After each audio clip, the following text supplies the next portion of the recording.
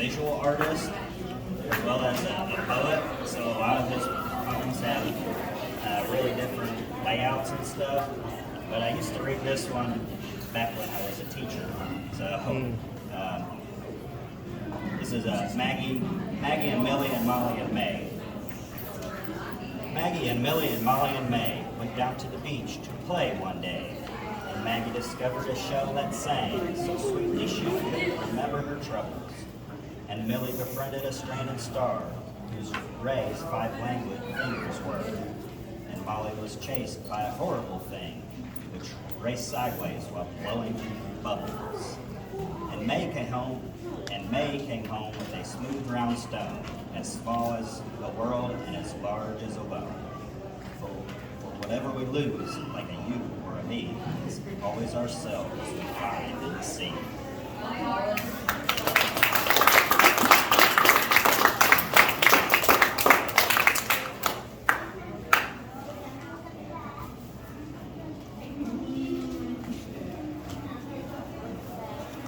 And this one is a Neil Gaiman poem. He's more of a short story. He's done a lot of stuff, but he has some poetry. It's called "The Day the Saucers Came." That day, the saucers landed, hundreds of them, golden, silent, coming down from the sky like great snowflakes. And the people of Earth stood and stared as they descended, waiting, dry-mouthed, to find what waited inside for us. None of us knowing if we would be here tomorrow. But we didn't notice it because that day, the day the saucers came, by some coincidence, was the day that the graves gave up their dead, and the zombies pushed up through the soft earth, or erupted, shambling and dull-eyed, unstoppable, came towards us, the living, and we screamed and ran.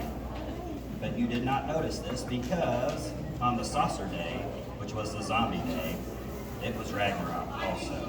The television screen showed us a ship built of men's nails, a serpent, a wolf, all bigger than the mind could hold. And the cameraman could not get far enough away. And then the gods came out, but you did not see them coming because on the saucer zombie battling gods day, the floodgates broke, and each of us was engulfed by genies and sprites, offering us wishes and wonders and eternities, and charm and cleverness, and true brave hearts and pots of gold, while giants fee-fo-fummed across the land, and killer bees. But you had no idea of any of this because that day, the saucer day, the zombie day, the Ragnarok and fairy days, the day the great winds came, the snow, and the cities turned to crystal, the day all plants died, plastics dissolved, the day the computers turned, the screens telling us we would obey. The day all the bells of London were sounded, the day animals spoke to us in Assyrian, the Yeti day, the fluttering capes of arrival of the time machine day.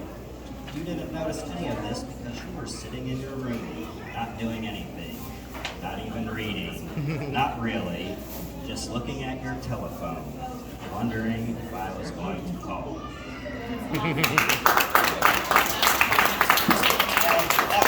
That was real fun.